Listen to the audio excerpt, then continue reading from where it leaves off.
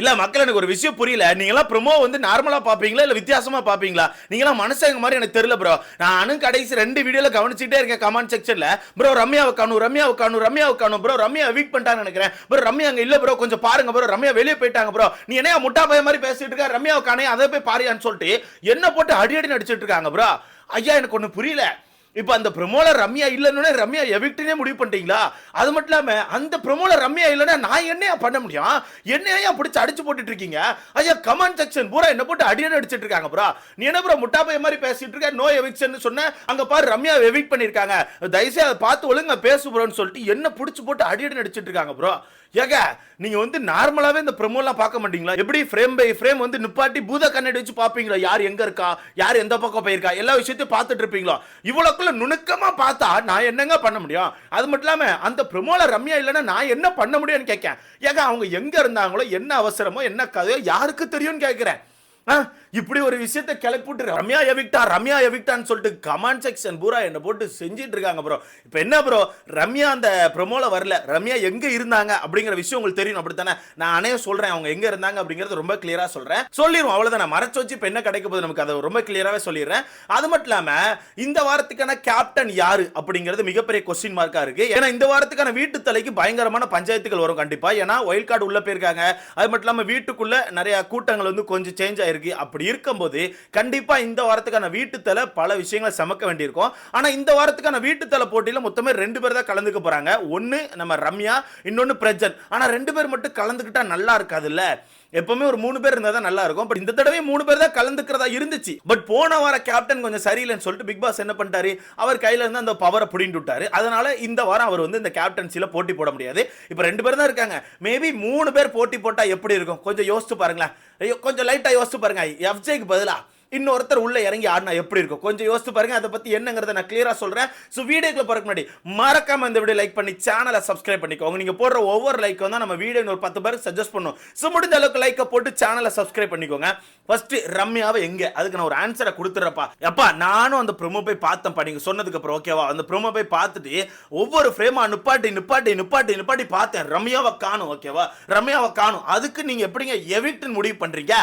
அவங்கள எவிக்ட் பண்ணி என்ன நடக்க போகுது எனக்கு புரியல. அதான் புயலின் காரணமா நோ எவிக்ஷன் சொல்லிட்டாங்கல்ல. புயல் வந்துட்டுப்பா யாரையும் வெளியே கூட்டு போக முடியாதுன்னு சொல்லிட்டு நோ எவிக்ஷன் சொல்லிட்டாங்க. அப்படி இருக்கும்போது எப்படிங்க ரம்யாவை எவிக்ட் பண்ணுவாங்க? அது மட்டும் இல்லாம அந்த ப்ரோமோல இல்லைன்னா உடனே எவிக்டா? ஏங்க அவசரமா ஏதாவது வந்திருக்கோம். ஏன்னா அப்பதானே ஷூட்டிங் முடிஞ்சிருக்கும். ஏன்னா சேதனை எபிசோட பொறுத்த வரைக்கும் அங்கே அடக்கிட்டு உட்கார்ந்து இருக்க வேண்டியிருக்கும். அதனால சேதனை எபிசோட முடிச்சு போனோடனே சரி ஓகே அவசரமா ஏதாச்சும் அவசர வேலைக்கு போயிருப்பாங்க. அந்த டைம் பார்த்து ஆதிரை வந்திருப்பாங்க. அவ வரான்னு சொல்லிட்டு இவங்க எந்திரிச்சா ஓடி வர முடியாது இல்லைங்க. அதனால எங்கேயா உட்கார்ந்து இருந்திருப்பாங்க. அதுக்கு புடிச்சு போட்டு Ramya evict Ramya evict Ramya evict. எப்பா எப்பா எப்பா ஒரு வீடியோ கமெண்ட் செக்ஷன் பூரா நிரப்பி வச்சிருக்கீங்க ப்ரோ எவிக்ட் எவிக்ட்னு. அவங்க எவிக்ட்லாம் இல்ல ப்ரோ. இன்னைக்கான ஷூட்டை நேத்தே முடிச்சிட்டாங்க ப்ரோ. நேத்து முடிஞ்சதுல யாரும் எவிக்ட் ஆகல ப்ரோ. புயலின் காரணமாக நோ எவிக்ஷன் அப்படின்னு சொல்லி சேதனை சொல்லிட்டாரு ப்ரோ. தயவுசெய்து புரிஞ்சுக்கோங்க. ஆனா இங்க வந்து பிக் பாஸ் டீம் ஒரு கேம் ஆடி இருக்காரு தெரியுமா? புயலின் காரணமாக நோ எவிக்ஷன். கரெக்டா? புயல் காரணமாக நோ எவிக்ஷன். ஏன் புயல் காரணமா நோ எவிக்ஷன் வைக்கிறீங்க? புயல் வருது, ஒருத்தவங்களை எவிக்ட் பண்ணி வெளியே கூட்டு வந்தா அவங்கள வீட்டுக்கு சேஃபா கூட்டு போக முடியாது. ஏதாச்சும் இஷ்யூ ஆச்சுன்னா கண்டிப்பா சேனல் தான் பொறுப்பேத்தாகணும். அதனால நீங்க வந்து நோ எவிக்ஷன் கொடுக்குறீங்க. ஆனா அதே புயல்ல தானே ஒருத்தவங்க பொறி சாப்பிட வந்திருக்காங்க. யார்? ஆதிரை அவர்கள். அதே புயல் தானப்பா. அப்ப மட்டும் என்ன புயல் வந்து மாத்தி கித்தி அடிச்சுச்சா என்ன? அதே புயல்ல தான் வீட்டுக்குள்ள ஆதிரை அனுப்பியிருக்கீங்க. அப்போ அந்த டைம்ல மட்டும் உங்களுக்கு புயல் கண்ணுக்கு தரலையா? எவிக்ஷன் பண்ணக்கூடாதுன்னு முடிவு பண்ணிட்டீங்க. அதுக்கு புயலை காரணமா தூக்கி போட்டு அடியடி அடிச்சிட்டீங்க. புயலுக்கு மட்டும் வாய் எரிஞ்சுன்னா அதுவே கேட்டுக்கோங்க. பயிலாம் உங்களுக்கு வேற வேலை சொல்லலையான்னு சொல்லிட்டு அதுவே டென்ஷன் ஆயிருக்கும். அந்த வகையில் புயலை காரணமா வச்சு நோ எவிக்ஷன் வச்சுட்டு ஆதிரை வீட்டுக்குள்ள விட்டுருக்காங்க. ஸோ தயவுசெய்து புரிஞ்சுக்கோங்க நோ எவிக்ஷன் கைஸ். ரம்யா அங்கே தான் எங்கேயா கிடப்பாங்க. எபிசோட் பார்க்கும்போது உங்களுக்கே தெரியும். ஏதாவது கதை திறந்துட்டு வருவாங்க சர்ப்ரைஸ் அப்படின்னு சொல்லிட்டு எங்கேயும் போயிருக்க மாட்டாங்க. அங்கே தான் அவசர வேலையை உட்காந்துருப்பாங்க. அடுத்தது இந்த வாரத்துக்கான கேப்டன் யாரா இருப்பாங்க அப்படிங்கிறதுல எல்லாருக்குமே ஒரு டவுட் இருக்கு. ஏன்னா கேப்டனை பத்தி எந்த ஒரு அப்டேட்டுமே வெளியே வரல. புயலின் காரணமா அப்டேட் வரல போல. சோ எந்த ஒரு அப்டேட்டையும் காணும். ஓகேவா? சோ இந்த கேப்டன்சி டாஸ்க்ல உங்களுக்கே தெரியும் மொத்தம் 2 பேர் தான் கலந்துக்க போறாங்க. பட் என்ன பொறுத்தவரைக்கும் 2 பேர் இந்த கேப்டன்சி டாஸ்க்ல கலந்துக்கிட்டா நல்லா இருக்காது. அதனால பிக் பாஸ் டீம் வந்து ஏதாச்சும் ஒரு பிளானை பண்ணியிருப்பாங்க எனக்கு தோணுது. அந்த வகையில் ஆதிரை அவர்களை இந்த கேப்டன்சி போட்டியில ப்ளே பண்ண விட்டுருப்பாங்கன்னு எனக்கு தோணுது. ஏன்னா 4 ஒயில்ட் கார்டு வீட்டுக்குள்ள வரும்போது அந்த 4 ஒயில்ட் கார்டை தான் அந்த கேப்டன்சிக்கு போட்டி போட வச்சு அந்த 4 ஒயில்ட் கார்டுல இருந்தா ஒரு ஒயில்ட் கார்டை வந்து கேப்டன் ஆக்கியிருந்தாங்க. அதே மாதிரி இந்த வாரம் உள்ள பேருக்க நம்ம ஆதிரை அவர்களுக்கு நீங்க இந்த தலை போட்டியில போட்டி போடலான்னு சொல்லி ஒரு வாய்ப்பு கொடுத்திருந்தா எப்படி இருக்கும்? கொஞ்சம் யோசிச்சு பாருங்களேன். ஏன்னா எனக்கு அந்த டவுட் இப்பதான் டப்புன்னு வந்துச்சு. ஏன்னா அந்த ஒயில் கார்டுக்கு வாய்ப்பு கொடுத்தாங்க. அப்ப இந்த ஒயில் கார்டுக்கு வாய்ப்பு கொடுக்கணும்ல. அந்த வகையில எனக்கு தெரிஞ்சு இந்த ஒயில் கார்டுக்கு வாய்ப்பு கொடுப்பாங்கன்னு சொல்லி தோணுது. அப்படி வாய்ப்பு கொடுத்தாங்கன்னா எனக்கு தெரிஞ்சு ஆதிரை அவர்கள் வந்து இந்த வாரத்துக்கான வீட்டு தலையா வர வாய்ப்பு இருக்கு. Simple bro.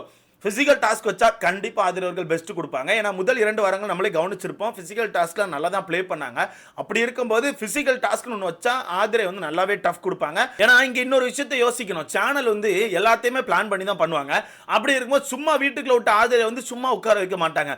முதல் நாளே ஒரு டாஸ்க்ல இறக்கி விட்டு ஒருவேளை அவங்க கேப்டன் ஆயிட்டா இந்த வாரம் ஃபுல்லா கண்டிப்பா ரூல் பண்ணுவாங்க. அதை வச்சு ஒரு சில சம்பவங்கள் வரும். அதனால என்ன பொறுத்தவரைக்கும் பிக் பாஸ் டீம் இந்த மாதிரி ஒரு பிளான் பண்றதுக்கான வாய்ப்பு இருக்கு. ஸோ வெயிட் பண்ணி பார்க்கலாம். அப்படி 3 பேர் களத்தில் இறங்குனாங்க என்ன பொறுத்தவரை பிசிக்கல் டாஸ்க் வச்சாங்கன்னா, அதாவது இண்டிவிஜுவலா பிசிக்கல் டாஸ்க் வச்சாங்கன்னா கண்டிப்பா ஆதிரை அவர்கள் வின் பண்ண வாய்ப்பு இருக்கு. ரம்யாவுமே வாய்ப்பு இருக்கு. இல்லன்னா சொல்லவே முடியாது. கண்டிப்பா ரம்யா வின் பண்ணுவாங்க. சரி, ஓகே. ஒருவேளை இந்த 3 பேரை ப்ளே பண்ண வைக்கிறாங்கன்னே வச்சுக்கலாம். ஓகேவா?